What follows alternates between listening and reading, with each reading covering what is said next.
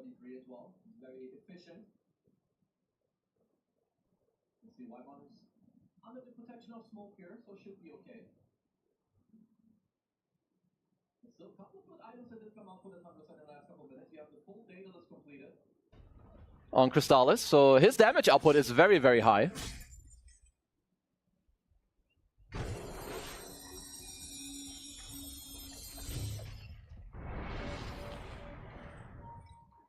This lead has grown, though. I have to say, this has been an 8K difference while having the Aegis. Pretty impressive for P-Vision. Yeah, it's honestly, it's just because Tundra have to be so scared on the map. They don't see much. They continuously like playing forward. I mean, Satanic, of course, is looking for you on the map as well. Would you say that there's a timer for P-Vision? Not if you get super far ahead in gold, because then it doesn't really matter. Like, net worth, of course, offsets a lot, even if your draft is weaker later. Who cares if you're up 50k gold? Right. But you do have the Aegis, so you would like to maybe take over a bit more ground here on the map. They do spot 33 on a very aggressive ward here that they do have on the enemy Ancients. Yeah, Blink is available on Satanic. Oh yeah, disperses himself, trying to cancel. Well, that doesn't cancel. The kill. Unfortunate. 33 finds his way in the midst of everybody else from the P-Vision side. BKB popped for the Pudge. Going to focus everything on the Riki to start things out. Sox is dead. 33 looks to be next on the list. No one trying to close the gap. Has to cancel this time with the hook. Big kills for P-Vision. Double kill for no one. No, just one play leading into the other. It's kind of unfortunate area to gate to here if you're 33. Right into the hands of everyone else from P-Vision. And that could just be a high ground push. You've got auras for days. Like, looking at DM's Beastmaster, he has Pipe, he has Crimson, he has AC, he has Gale Guard with the Greedy enchantment. Very important to mention here as well with the 13k lead. Roche Banner, probably the biggest part of this. They will claim the tier 3 easily. Fortification just delays the inevitable. At least so the Aegis will be gone, but P-Vision 33 just got his buyback, by the way. He didn't have it 2 seconds ago. They have to give this one, I believe. BZM is still very strong, of course, with the Ags, the Coil, the Parasma as well. They want to go for the second side. 33 should probably... Or do they give up 2 racks and then just make one all-in play for later? Another fortification. This time they don't have Roche's banner, though. Earthbind keeping Riki at bay. BZM with the coil on the several heroes. Still no buyback from 33. Crimson and Pipe pop defensively for P-Vision. Chrysalis on the other side is found by the Pudge. They're going to focus all their efforts on this carry. Attempted TP, attempted Nightfall. He's not going to get out. The hook at the last moment. Huge kill for P-Vision. There is a buyback, though, from Chrysalis if he wants to expend it. That was a super cool play. I believe Satanic had one Meepo down there to scout, and because they had this stolen Fiend's Gate, no one could just go through, get the Dismember on Crystallis during the BKB TP. There's the buyback. No one has to pop the BKB. There is the Fiend's Gate place with the roots coming onto several targets. The right Knights Chrysalis just deletes 9 class. And P-Vision now on the retreat. DM looking for a potential roar. Satanic, he's going to go in right onto the Riki. Sox the dead. Instantly buys back. Hook onto Chrysalis. This could be a dieback for him. Going to get dismembered. The roar to follow. He is dead. Down and out for the count. 33 looks to be next. Stuck in a horrible spot. Has the buyback available this time, though. As Soxa already used his, is going to get Earthbound onto the high ground. Smoke Screen's going to give him a lot of space, though. Coil was stolen. And now the building's going to be evaporating here just momentarily for Satanic. Should be able to get the second lane all by his lonesome as they get BZM. No buyback for the puck as GGs are called. P-Vision 2-0 with a ridiculous, hilarious lineup. Yeah, especially with the early game too, like 10 kills at like the 5-minute mark. The coolest lineup of the tournament. Oh, absolutely. For sure. They should win a prize for that one too. I wish they had brought this out yesterday. I mean, maybe, honestly, you know, they could have won their games yesterday if they just also played better. But yeah, very entertaining game that we had here on our hands as P-Vision. You know, step it up from yesterday to today. Make it look nice and still a couple of throws, you know, but kept it very entertaining. Yeah, it was a little back and forth. You can't ask for more than that as... Well, I was going to say Tundra eliminated. Both teams are already eliminated. Yep. They were playing for some more club championship points and, of course, more money on the deck for all of them, as P-Vision will claim a bonus $100,000. Yeah, so P-Vision ends up being 3rd place with Tundra being 4th. And in this game in particular, obviously the Pudge dominate. I mean, they dominated all 3 lanes to start, which usually means it's just a dumpster fire for the opposing team. You got to give Tundra a lot of credit. They came back, they took advantage of some mistakes that P-Vision made, Yeah. and made this a much more interesting game overall. No, they held on very well. I mean, at least with the Nature's Prophet, everyone knows going into the Grand Finals that this hero is ridiculous. It won a lot of times yesterday. It won the first game here. It looked very good in the second game too. I wonder if maybe the Oracle could spill like into the Grand Finals a bit. I feel like Dota is a lot about, you know, the mid lane. What active runes do you get? How do you play as a three-man ball? Because looked very strong in both of these games for P-Vision here being played by the Dookie. I mean, if you're one of the Grand Finals teams, you're watching this game. Oh, of course you are. You're waiting. Right? Yeah. And maybe you can learn a thing or two, even though these teams are the ones that you beat. Still, the skill level of the top four, they're so close. As we see some replays here from this game. Look at all the bits on the ground. Yeah, but even then, they're down so much gold. And P-Vision, I like their itemization a lot. Like, just making sure that you don't go for like this BKB. No, you all in. You have a stronger timing. You all in for it. You go for the auras on all the different players. 9 class with the Greaves. He had good, you know, stolen spells as well. Even 33, I kind of liked, you know, the creativeness, maybe keeping your Firestorm level 1, going for the Mask of Madness, trying to squeeze in some scalability. But yeah, towards the end. I mean, I think they just tricked them in the draft, right? The Pudge pick. Well, we don't have time to talk about it because we've got a more important thing, which is an interview on stage. That's right, thank you very much. I am joined by 9 class of P-Vision. Congratulations on the win. I know it wasn't the ideal situation to be in this game, but at least it seems like you guys had fun with it, at least in this game too. Yeah, we had some fun. Yeah, we had some fun.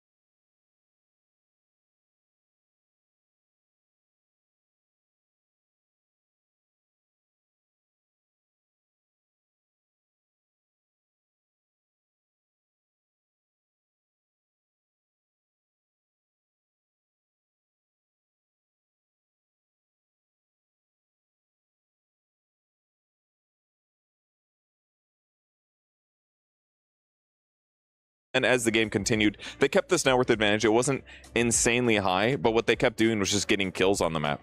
The hook was a little bit too short here, but the lift into the Pudge kill is obviously fantastic to pressure the map because that makes him take the tower. But look at this, catapult. It has vision of the Pudge. He's teleporting clearly to the bottom side of the map. 3-3's AFK jungling, man. Ends up not spotting it. They end up running him down and getting another kill. This was one gank after another. Sometimes a short hook is enough. It, if you use it the right way, it really can make a difference. So, yeah, that was basically just the story of the game. P-Vision getting more and more kills across the map. I don't fault him there. I mean, you got Meepoed, and then the Pudge got flexed to mid, and it's a Pudge versus Puck with an Oracle, and you don't have enough damage to deal with it. At that point, you're fighting a mountain or trying to climb a mountain, winning versus that draft with all the cheese picks. Could I please run a theory by you guys? I want to run the Dr. Suleiman Al-Habib's theory of the day. It's a new segment we're going to be running here. Okay. Did you just make that one up? I made that up. So I was talking with Avery backstage, and he had an interesting point about Pudge. So I play a lot of unranked with Avery, and we have this theory that Pudge is like the greatest unranked hero because the more chaotic a game is, you just get flush heap after flush heap after flush heap. It's also really tilting. It's very tilting. It's hypothetically in a fourth place finisher match. This is like unranked, right? Yeah. It's chaotic. Like there's these crazy fights that are happening. He's getting flush heap after flush heap. Technically speaking, even though there's $100,000 on the line, Pudge is S-tier hero for these sorts of matches. In the future, when we see third, fourth place finisher matches, which will definitely happen. I love the mental gymnastics that Jenkins always has to go through to convince everyone at home Pudge is an S-tier hero. There is a clip, though, from this game that you wanted to use and highlight a little bit more as well. A specific play. I do, yeah. So this is highlighting how Pudge is actually quite a bad hero. You run in, you get an Aghanim Scepter, and guess what? He gets silenced. And you know what Pudge does with Rot? He does damage to himself. Actually, the fight starts kind of okay here.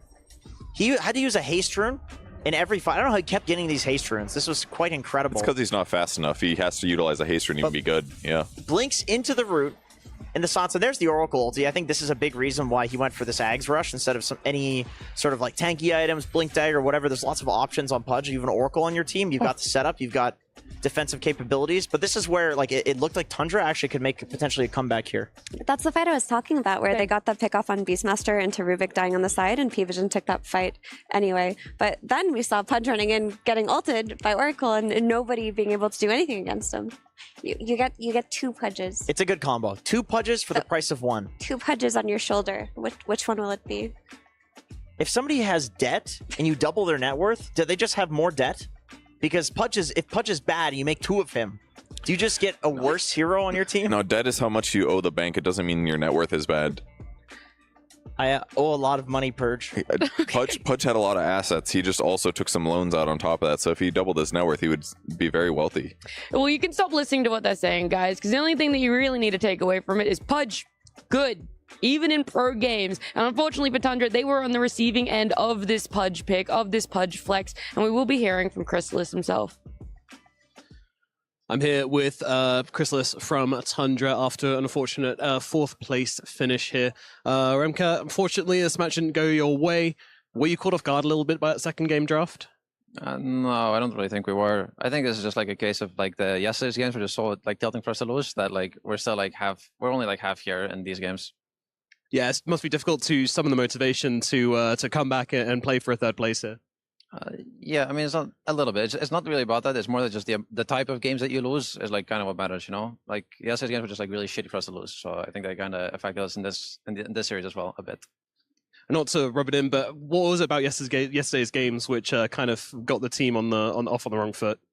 I mean, it's just like two giga throws, and then the monkey bug being kind of game losing. I don't know what else, but it was just kind of a disaster of a game to lose when we had like both of them in the bag pretty much. Alrighty, well, this is your exit from EWC, but of course, not a big tournament to come. You've got a while to prepare for that. So, what do you think the next month is going to look like for you and the team? Well, we have one more tournament in China, I think, and then after that there's like TI. So it's just going to be, I think, the same old kind of thing. Just practice and setting up for that. And who do you want to get revenge against most when you come to play them again next? I think like ourselves for like losing these games. We have to like do well to get the revenge on the 3-2 that happened in this tournament.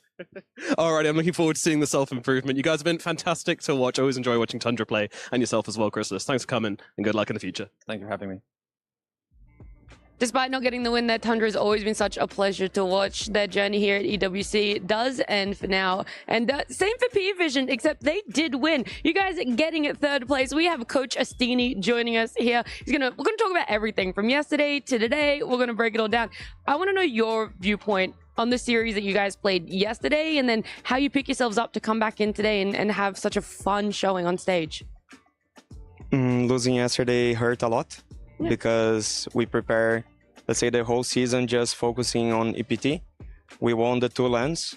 This, we thought we were going to win the 3rd LAN. But honestly, it's not even a LAN if you compare to how big was Halle, how big was Bangkok. So this was the first thing. We're kind of disappointed with how it didn't have the same feeling for us, even we wait the full season for this. Because at the end, we need to understand Dota is entertainment, right? But for us, competition. And here it feels more entertainment than competition. Why? Because you have single elimination. I full respect this. I think sports should be like this, right?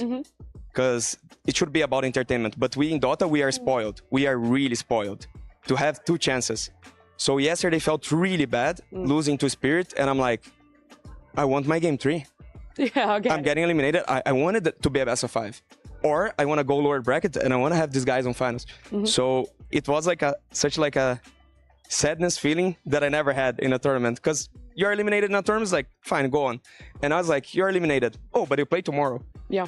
So it's getting used on my brain in the sense, like, it is what it is. Now, Did you have to be like the hype man for the players as well? Sort of like pick them up a little bit? Like, how were they feeling? I'll be honest, I was sad and I told them I was sad. Because Alan was also really sad, Satanic. Yeah. And they were trying to cheer them up, and he looks at me and I'm like, Alan, I think you're right. I'm sad also. I don't... Making 3rd place won't change it. I will be happy when I go to TI and I have another chance against Spirit. Which is fine. Like, it's how competition should be, right? So don't take me as, like, complaining about format or anything. It's like, as a competitor, I'm, like, really hungry for the next one. Really, really hungry. So, yeah.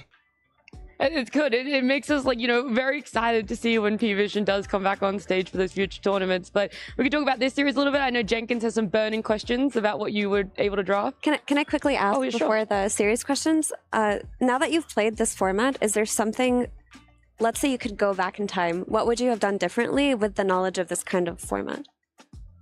Like, if there are future single elimination tournaments, how would you approach them differently? I actually think we had the right approach, which is we took a break. Then we had like online tournaments, like as screens to practice. And we really treated group stages like we don't care. It's screens, we're going to learn heroes, we're going to try things, and we're going to single out what doesn't work. And maybe I would try to screen Team Spirit to know what to expect, but we kind of knew it was the team we had to beat, so we didn't screen them. So I got a bit surprised first game, how they were playing fast. But probably knowing this, they will not screen us, Because like we screen Tundra, we screen Falcons, we screen Gladiators, Bat Boom, Aurora. We knew what to expect, and it was quite simple. And when we play Spirit, I didn't expect them to be able to play like a fast draft, like with NP, Shaman. I was really surprised. But I really don't know how I could be ready for this. But before I want to get into the in-game questions, I want to ask about the out-of-game stuff. First of all, what you said, crazy insightful. Thank you for that. I want to ask, so you said basically like losing the single elim format is a very new experience for you. New feelings. Like, I know you're the type of guy that you will take these lessons and have some paradigm shift where like the way you think is different. It's better.